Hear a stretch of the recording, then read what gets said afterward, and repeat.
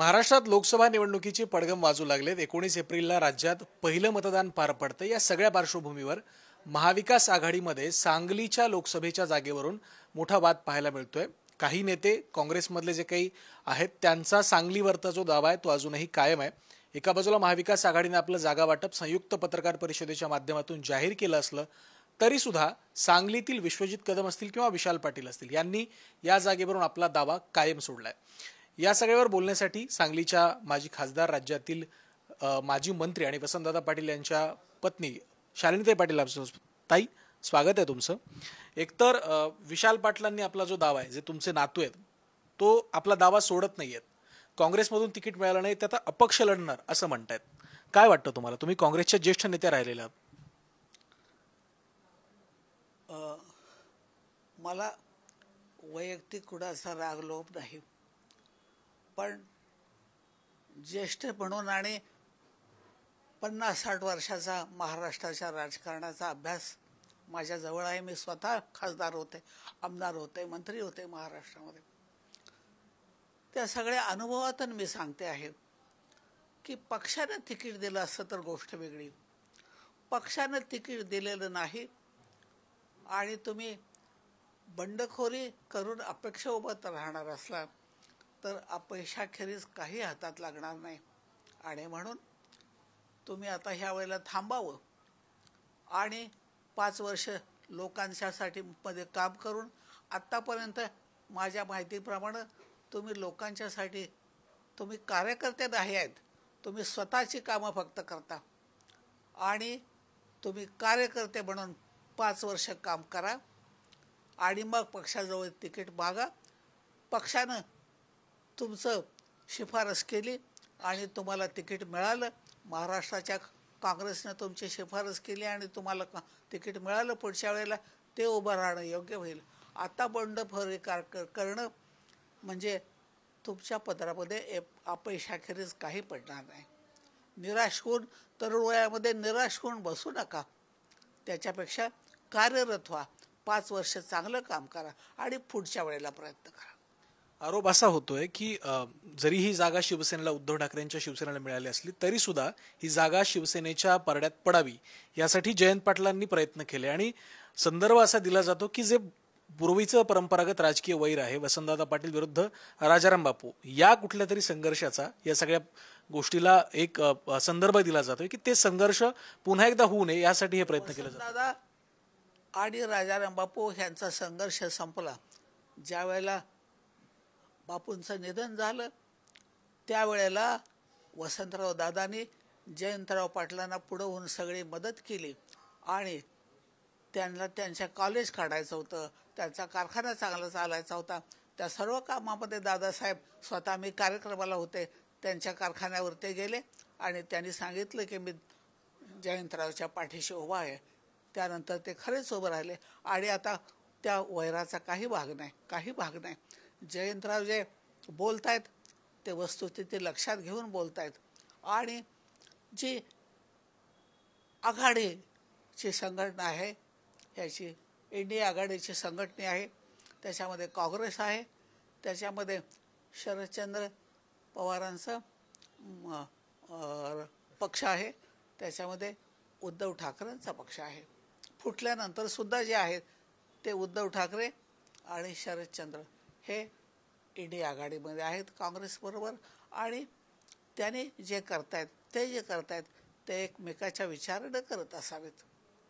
आणि काँग्रेसची संमती न घेता उद्धव ठाकरेंनी निश्चितच चंद्रहार पाटलांचं नाव जाहीर केलेलं नाही।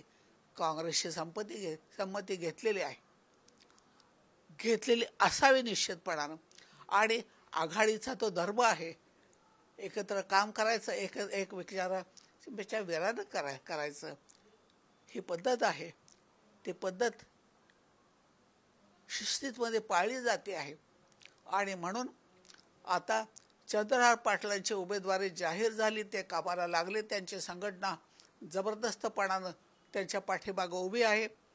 आता ते सगळं मोडून काढून कोणीतरी स्वतंत्र उभं राहून बंडखोरी केली, हे टिकणार नाही जरा सुद्धा। डेफिनेटली चंद्रहार पाटील निवडून येतील। त्यांच्या तुलनेमध्ये समोरचा उमेदवार कोणी नाही आणि कुणाचं नातेवाईक आहे हे पुरेसं नाही. तुम्ही कोण आहात हे पाहिजे. राहुल गांधी कुणाचे नातेवाईक हे बदले जात आणि ते केरळमध्ये उभे राहतात. वैयक्तिक क्वालिटीमुळं ते केरळमधनं निवडून येतात. तसं तुम्ही कुणाचे कुठल्या घराण्यातल्या कुणाचे हे पुरेसं नाही. तुम्ही कोण आहात हे जनता बघते आणि म्हणून आपण कोण आहोत ही ओळख तुम्हाला ओळखावं. इतकी ओळख तुम्ही केरळ राहू दे, पण तुम्ही निदान सांगली जिल्ह्यात तयार करा की तुम्ही कोण आहात आणि तुम्ही काय करत असता. हे तुमच्या 5 वर्षामध्ये तुम्ही काय केलं, गेल्या 5 वर्षात काय केलं. ते चंद्रहार पाटलांच्या समोर जे बंडखोरी करायला उभं करतायत त्यांनी अगोदरच्या 5 वर्षात काय केलं हे सांगता येईल का त्यांना? नाही याचं. मग हे काय पोरखेळ आहे, काय चेष्टा आहे का? मतदार तुम्ही कोण आहात, काय कुणाचे नातेवाईक हे बघणार नाहीत, ते सगळ्यांना माहीत आहे आणि त्याचा काही उपयोग नाही. तुम्ही कोण आहात हा महत्त्वाचा विषय आहे आणि तुम्ही कोण आहात ही तुम्हाला ओळख देण्या इतकं जोपर्यंत तुमच्याजवळ काही भांडवल नाही तोपर्यंत तुम्ही थांबा. बंडखोरी करू नका, त्याचा काही फायदा होणार नाही. तुमचा पैसा खर्च होईल, तुमच्या कार्यकर्त्याचा श्रम खर्च होतील आणि मग ते अपयश घेण्यापेक्षा तरुण वयामध्ये तुम्ही थांबा, आपली स्वतःची वैयक्तिक ओळख निर्माण करा आणि मग पुढच्या 5 वर्षानंतर उभे राहा असं मला वाटतं. तुम्ही स्वतः सांगलीचं प्रतिनिधित्व केलेलं आहे. तुम्ही तो काळ पाहिला जेव्हा काँग्रेसचं एकहाती वर्चस्व महाराष्ट्रात होतं. विशेषतः काँग्रेस हा पश्चिम महाराष्ट्रामध्ये काँग्रेसचं वर्चस्व होतं. सांगली अनेक वर्ष काँग्रेसकडे होती, अनेक दशकं काँग्रेसकडे होती. अशा परिस्थितीमध्ये ज्या जिल्ह्यामध्ये किंवा ज्या लोकसभेमध्ये शिवसेनेचं प्राबल्य नाही, आमदार नाहीत, खासदार नाहीत किंवा फारशी संघटना काँग्रेसच्या तुलनेमध्ये नाही, अशी जागा काँग्रेसकडनं शिवसेनेला द्यावी, यामागे नेमकं कारण काय असावं? यामध्ये कारण असं आहे की उद्धव ठाकरेंनी उभा केलेला उमेदवार बघितल्यानंतर त्यांच्या तुलनेनं काँग्रेसजवळ आज उमेदवार नाही आणि म्हणून काँग्रेसनं जाणीवपूर्वक सांगलीच्या जागेवरचा अधिकार सोडून दिलेला आहे आणि उद्धव ठाकरेंना पाठिंबा दिलेला आहे आणि आघाडी धर्माप्रमाणे ते काँग्रेस वागत आहेत. ते योग्य आहे आणि म्हणून त्यांच्यासमोर आता चंद्रहार पाटलांच्या समोर बंडखोरी करून कोणीतरी उभं राहायचं ह्याच्यामध्ये काही प्राप्त होणार नाही. तरुण वयामध्ये अपयश होऊन निराश होण्यापेक्षा थांबा. मराठीत एक मत आहे, म्हण आहे, काय खावं तर दम खावा, घाईघाईने काय करू नये. हा सल्ला दिलाय आपल्या पूर्वजांनी आपल्याला सल्ला देऊन ठेवलेला आहे. काय खावं. वसंतराव नाईक मुख्यमंत्री होते, ते मला वहिनी म्हणायचे, वहिनी काय खावं तर दम खावा. मी तेव्हापासून मी लक्षात ठेवलं. विशाल पाटलांनी दम खावा असं तुमचं म्हणणं आहे? निश्चितच.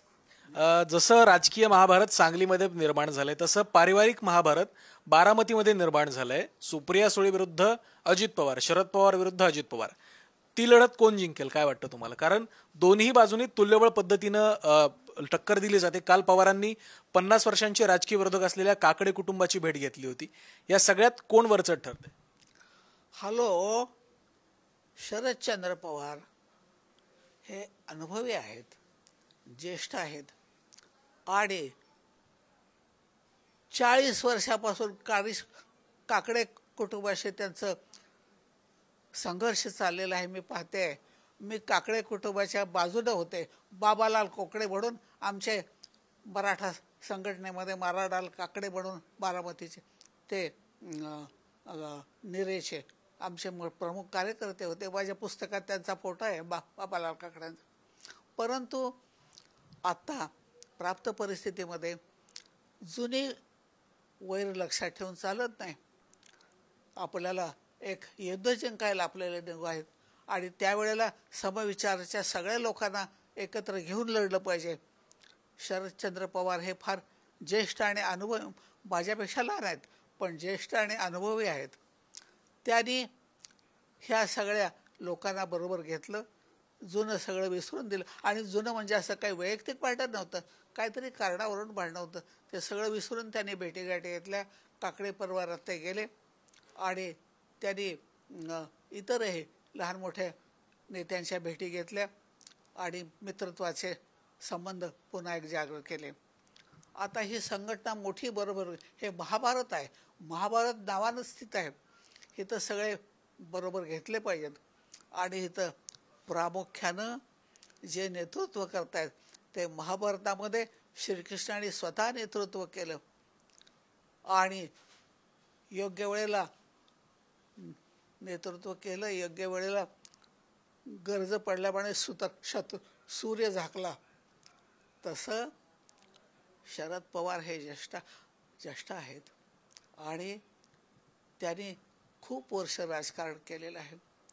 त्यांचा विश्वासघात करून जे बाहेर पडले, लहानाचा मोठं केलं आणि पिता समान असलेल्या चुलत्याला जी व्यक्ती धोका देऊन बाहेर जाऊ शकते त्याचा इतरांनी विश्वास काय बाळगावा? मी तर नाही बाळगणार, बिलकुल नाही बाळगणार. आणि म्हणून आता सुप्रियाताईंच्या जवळ समोर आपल्या सख्या चुलत बहिणीच्या समोर आपल्या पत्नीला जे उभा करायचा अट्टहास घेऊन कार्यरत आहेत. त्यांनी तुमची पत्नी कधी घराच्या बाहेर पडली का? त्या कालपर्यंत गृहिणी होत्या आणि त्या घराच्या बाहेर पडलेल्या नाहीत. त्यांना सार्वजनिक कामाचा अनुभव नाही. सुप्रिया सुळेंच्या तुलनेनं सुनेत्रा पवार नाती गोती बाजूला ठेवा, वैयक्तिक कामामध्ये कार्यकर्त्या म्हणून त्या फार लहान आहेत. सुप्रिया ताईंच्या समोर सुनेत्रा पवार ह्या कार्यकर्त्या म्हणून लहान आहेत. सुप्रियाताई सिटिंग खासदार आहेत. पार्लमेंटमध्ये त्यांचा चांगल्या कामासाठी त्यांचा सत्कार झाला आणि इतक्या चांगल्या तयार झालेल्या कार्यकर्त्यासमोर उभं राहणं म्हणजे त्यांचा स्वतःचं नाक कापून त्यांना अपयशन करण्यासारखं आहे. आणि असली गोष्ट लोक कधीही पसंत करणार नाहीत. सांगलीच्या लोकसभेच्या निवडणुकीमध्ये तुमचा आशीर्वाद कोणाच्या मागे असणार? आजी म्हणून विशाल पाटलांना की राजकीय नेता म्हणून चंद्रहार पाटलांना? राजकीय नेता म्हणून मी कुठल्या पक्षात नाही, पण एक ज्येष्ठ नागरिक म्हणून चंद्रहार पाटलांना माझा आशीर्वाद आहे. नातू असलेल्या विशाल पाटलांना काय सल्ला द्याल? थांबा आणि 5 वर्षानंतर प्रयत्न करा. त्यावेळेला मी तुम्हाला सांगेन की कशी सुरुवात करायची. त्यावेळेला मी जर आज मी 90च्या पुढं आहे, त्यावेळेला जर मी असले तर मी तुम्हाला सांगेन की कसं काम सुरू करायचं, तिकीट मिळण्यासाठी काय काय करावं लागतं आणि पक्षाचं तिकीट मिळालं तरच उभं राहायचं असतं. मी कधी बंडखोरी नाही केली. खूप खूप धन्यवाद आमच्याशी संवाद साधल्याबद्दल. या होत्या शालिनीताई पाटील, ज्यांनी सांगितलं की जोपर्यंत पक्षाने तिकीट दिलं नाही तोपर्यंत निवडणुकीत उभं राहू नये. विशाल पाटलांनी दम खावा. या निवडणुकीच्या राजकारणामध्ये पक्षाचं पाठबळ असणं तितकंच आवश्यक आहे. बंडखोरी करून राजकीय दृष्ट्या अपयश मिळवू नये. विशाल पाटलांनी या निवडणुकीमध्ये जरा दम खावा अशा प्रकारचा सल्ला सुद्धा त्यांनी दिलाय आणि आपला आशीर्वाद चंद्रहार पाटलांच्या पाठीशी असेल असंही त्यांनी या ठिकाणी म्हटलंय. त्यासोबतच बारामतीच्या लढतीवर सुद्धा त्यांनी आपली प्रतिक्रिया व्यक्त केली आहे. सुनेत्रा पवार या सुप्रिया सुळेंच्या समोर तुलनेने नव्या आहेत, त्यामुळे त्यांनी सुद्धा कशा प्रकारे निवडणुकीत काम करावं या प्रकारे सुद्धा त्यांनी याविषयी बोलताना आपल्याला बोललंय. व्हिडिओ जर्नलिस्ट कुणालसह मी ओम देशमुख, पुढारी न्यूज, मुंबई.